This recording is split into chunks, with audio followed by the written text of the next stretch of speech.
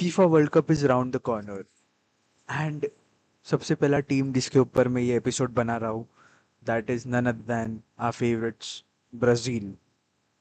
Football का वो country जहाँ टैलेंट खत्म नहीं होता। पहले Ronaldinho, Ronaldo, Kaka, Neymar, legends change होते गए बट एक्सपेक्टेशंस कभी नहीं बदली। सिर्फ एक expectation, win the world cup.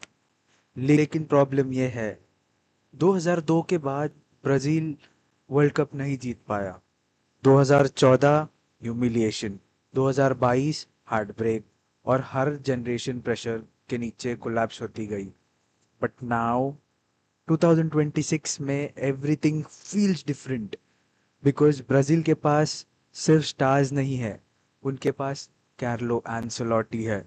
और honestly this squad feels dangerous. young talents, experienced leaders, explosive attacks और मे बी नेमार का फाइनल चांस फुटबॉल इमॉर्टैलिटी के लिए। तो आए अगर लेकिन final squad for the FIFA world cup 2026 release हो चुका है और हम अब गोलकीपिंग के डिपार्टमेंट से स्टार्ट करते हैं। एंड ऑनेस्टली ब्राजील का गोलकीपिंग सेटअप वर्ल्ड क्लास है ये साल। एलिसन सबसे पहले, may the main man. Alisson big match monster तो गारंटी है। काम है under pressure, elite shot stopper, reliable है। नॉकआउट फुटबॉल में ऐसे गोलकीपर्स टूर्नामेंट्स विन करवाते ही करवाते। हमने ये सब लिवरपूल के साथ भी देखा हुआ है। Second Edison. एडिसन बहुत कंप्लीट डिफरेंट, एकदम डिफरेंट प्रोफाइल है ऑल टुगेदर। अगर ब्राजील पोजेशन हैवी फुटबॉल खेलेगी देन एडिसन का बॉल प्लेइंग एबिलिटी बहुत इंपॉर्टेंट दिख के आएगा इस मोमेंट में अगर ये उनका टैक्टिक्स रहा तो।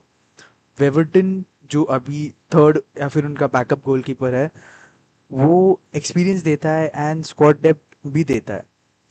नेक्स्ट आते हैं डिफेंस में। डिफेंस में मार्किन्योस डिफेंस का लीडर, भाई उनका लीडर बन चुका है वो। Experience, leadership, tournament mentality, is basically the organiser of the defence to be honest. Second is Gabriel Magalhaes. Gabriel Magalhaes का प्रेजेंस बहुत इंपॉर्टेंट रहेगा ब्राजील के स्क्वाड में भी। गेब्रियल मागलाइस फिजिकली बहुत डोमिनेंट है, जो हमने आर्सेनल के साथ भी देखा है ये साल। Aerial dwells, aggression, defensive presence बहुत बढ़िया है। सेट पीसेस में तो डेंजरस है ही, क्योंकि भाई आर्सेनल ही डेंजरस था सेट पीसेस में। थर्ड है Bremer. Bremer pure defensive master class, pure defensive defender है। 1v1 सिचुएशंस में बहुत बढ़िया है, बहुत सॉलिड बंदा है, बहुत बढ़िया दिखता है। स्पेशली अगर जायंट या फिर ऐसे फिजिकल स्ट्राइकर्स होते हैं जैसे कि हालैंड हो गया, ऐसे स्ट्राइकर्स के अगेंस्ट ये बहुत बढ़िया दिख के आएगा। इबानेस इबानेस स्क्वाड का एक्स्ट्रा डिफेंसिव लाइक डेप्थ दे सकता है। अग्रेसिव डिफेंडर है बट रिकवरी पेस थोड़ा सा डिसेंट है उसका। डनीलो डेनिलो का एक्सपीरियंस और टैक्टिकल भाई हम कुछ नहीं बोल सकते, he is very good. He may not be flashy but coaches do prefer him and coaches do trust him. Alexandro, the name enough. Alexandro का सिलेक्शन थोड़ा कंट्रोवर्शियल था बिकॉज बिकॉज में बहुत सारे फैंस वांटेड यंगर प्लेयर्स और younger full backs, but Ancelotti clearly wants experience. भाई Ancelotti काम ही करता है भाई, एंसेलोटी चूज करता है एकदम दिमाग लगा के। Wesley young energy could become a backup, could become a surprise breakout in this World Cup. Maybe let's see what happens. Douglas Santos, Leo Pereira, depth options है, रोटेशंस है, टैक्टिकली हैवी प्लेयर्स है, tactically flexibility भी दे सकते हैं Ancelotti को। जो भी छोटे टीम्स रहेंगे इन द वर्ल्ड कप में भी उनके अगेंस्ट इनको खेलते हुए देख सकते हैं हम लोग। डिफेंसिव वीकनेस एक चीज़ है कि ब्राज़ील की बिगेस्ट वीकनेस अभी भी डिफेंसिव ट्रांजिशन ही है। इतने सारे मैचेस और इतने सारे टीम्स के अगेंस्ट खेलते हुए देखने के बाद जब ब्राजील अटैक लूज करती है देन डन। लाइक उनका मिडफील्ड और उनका डिफेंस इतना फैल जाता है कि लाइक उनको बाकी सामने वाली टीम को स्पेसेस ओपन मिल जाते हैं। तो फास्ट काउंटर अटैकिंग टीम्स के अगेंस्ट ब्राजील थोड़ा डामाडोल है, डेंजरस तो हो सकती है ऑलमोस्ट। मिडफील्ड की बात करें तो ब्रूनो गमारेस, मिडफील्ड का ब्रेन रहेगा उनका मोस्ट प्रोबेबली, बिकॉज उसके बीच में से गेम चलना शुरू हो जाएगा। एंड आई गेस एंसेलोटी का मिडफील्ड का मेन मैन रहेगा वो। टेम्पो कंट्रोल बहुत अच्छे से करता है वो, बिल्डअप डिक्टेट करता है। He is probably Brazil's most important midfielder right now this season. Casemiro, experience, leadership, winning mentality. We've seen this in Real Madrid. We've seen this in Man United as well. But pace concern definitely है because उसके as के कारण high intensity pressing teams के against Casemiro थोड़ा struggle कर सकता है, because वो बंदा डिफेंसिवली नहीं, वो बंदा तोड़ने के लिए जाना जाता है। लुकस पाकेता अगर मेंटालिटी फोकस्ड रहा, पाकेता क्रिएटिविटी का सोर्स बन सकता है। अनप्रिडिक्टेबल प्लेयर है, वी नेवर नो, कुछ भी कर सकता है। फबीनियो डिफेंसिव स्टेबिलिटी देगा एंड गेम कंट्रोल और स्ट्रक्चर मेंटेन करता है, तो that is also good for them. Danilo as squad balance player है, मे बी रोटेशन के लिए यूज किया जाएगा by Ancelotti in against the weaker teams, but let's see. Rotation और टैक्टिकल फ्लेक्सिबिलिटी तो बहुत देता है ये प्लेयर। अब बात करते अटैक, और यहाँ पे सबसे बड़ा गेम चेंज हुआ था जब एंसेलोटी ने नेमार को अनाउंस किया था इन the squad, which was one of the most emotional thing or emotional moment happened in the football history. Every single people, every single football fan had tears in their eyes, were waiting, were joyful जब Neymar was announced in this Brazil squad, because whether anybody be a Messi fan or Ronaldo fan, they might be split in two, but every single football fan is a Neymar fan, no doubt in that. And Neymar is actually that important for Brazil. तो आए हम Neymar attack की बात करते तो Neymar Junior, the main man, the emotional heart of Brazil, to be honest. Neymar, you can love him or hate him, or one thing is undesirable. For years Neymar has been carrying the Brazilian football, no matter what, pressure हो, criticism हो, injuries हो, expectations, he carried all of it. ठीक है, उसकी गलती थी नहीं, ठीक है, वो इंजरी 2014 में हुआ था, उसकी गलती नहीं थी। It was recklessly done and that ruined his career, yes. And this could genuinely be his last World Cup. Okay, this could genuinely be his last World Cup. And to be honest, it is going to be very emotional for a lot of football fans, especially Neymar fans, to be honest. Imagine the pressure. Imagine a country waiting since 2002 and depending on you. Fans desperate have for redemption. And Neymar knowing this may be his final shot at the World Cup. And honestly, fully fit Neymar changes everything. But yet we are dicey with Neymar's fitness this World Cup because of the news that has come up against him catching a slight injury during a game in Santos. So yeah, let's next move to the other attacker, that is Vinicius Junior. अभी ये Brazil का squad is not only Neymar's team but is also called as the Vinicius Junior's team, because Vinicius Junior भी Brazilian squad को उठा के लेके जाता है, भले वो कुछ कंट्रीब्यूट नहीं करता, to be honest. I call him a waste, but Vinicius Junior है, वो कभी भी क्लिक कर सकता है। एंड अगर ये वर्ल्ड कप में क्लिक किया then he is going to be a master class. Club football में तो वो मास्टर क्लास और वर्ल्ड क्लास जाना ही जाता है, बट अभी भी उसका dominance in the international football, specially for his team, hasn't been seen by everybody. So we all are waiting for Vinicius Junior to perform. Endrick भी सिलेक्ट हुआ है, he is a wild card entry most probably. Fearless mentality है। Bobby Charlton is the other name call to Endrick, so we are waiting for Endrick's performance as well. 2026 में genuinely Endrick can become a world class player, and this can actually create his future. Gabriel Martinelli, one of the prominent strikers for Brazilian squad. Martinelli भी balance अच्छा देता है, work rate अच्छा है, pressures अच्छा देता है, डिफेंसिव रन देता है और tactically he is a master class player.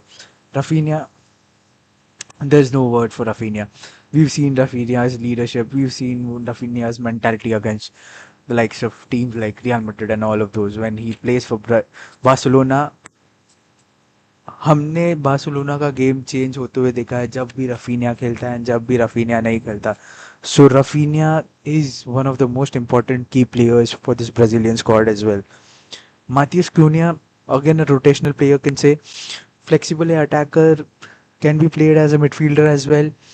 Luis Enrique dribbling and unpredictability देता है. Igor Thiago physical presence है, direct football situation पे काम आएगा. Can be a rotational, will be playing as a rotational player as well. Ryan, very young talent. Maybe we can see him on the pitch against the lower short teams. There are some left out players जो हम expect कर रहे थे, but for some reason they are not there.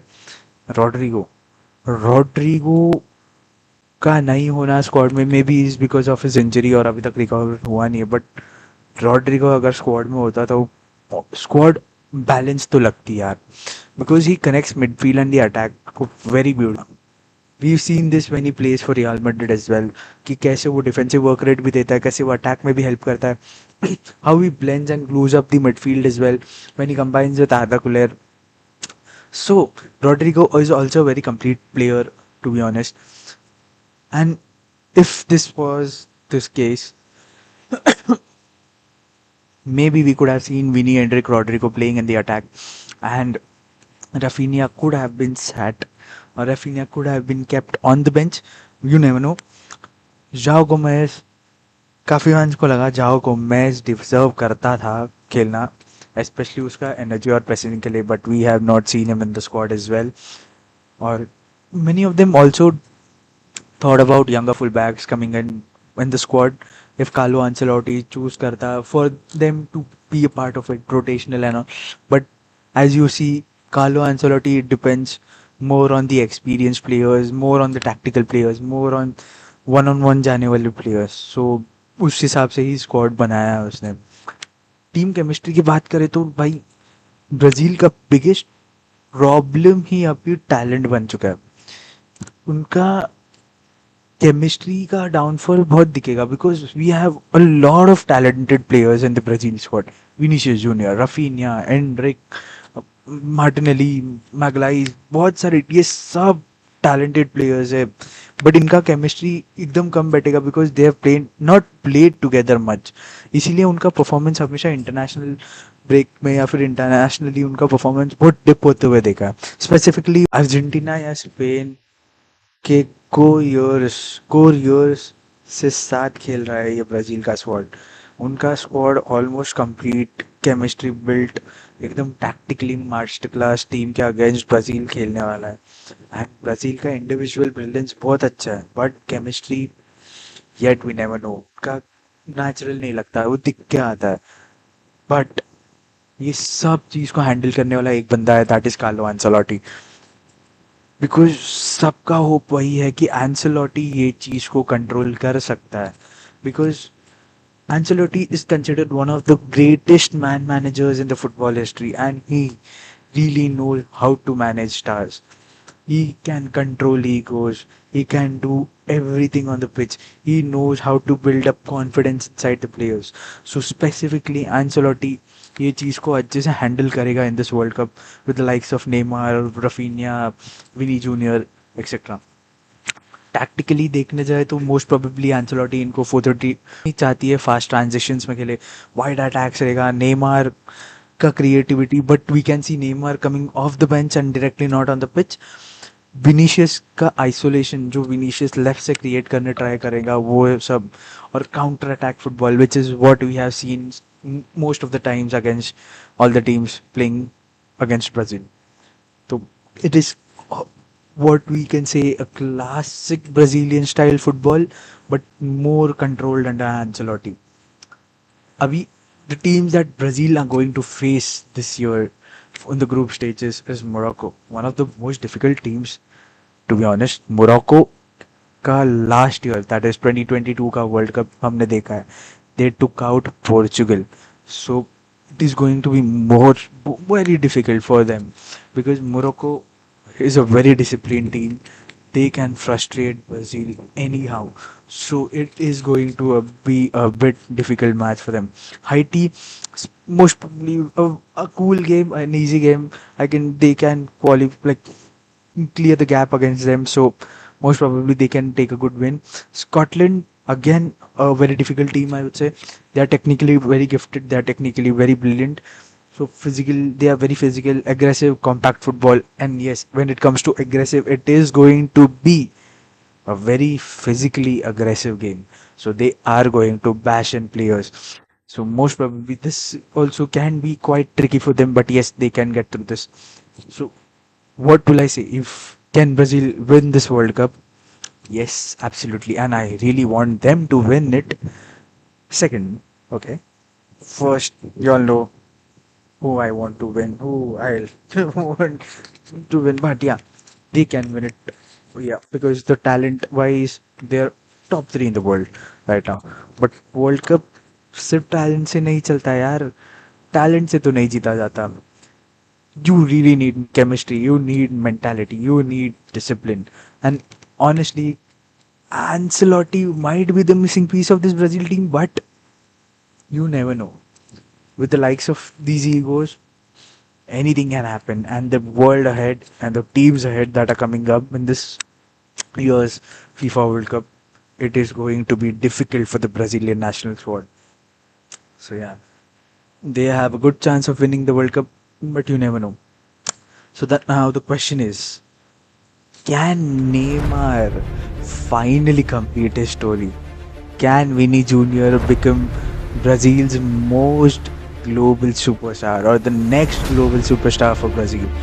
Or can Carlo Ancelotti, the greatest managers or the greatest manager of all time, help win Brazil their sixth World Cup? Or is it all that the golden boy is going to fall under pressure? But to be honest, when Brazil enters the World Cup, football will be felt differently.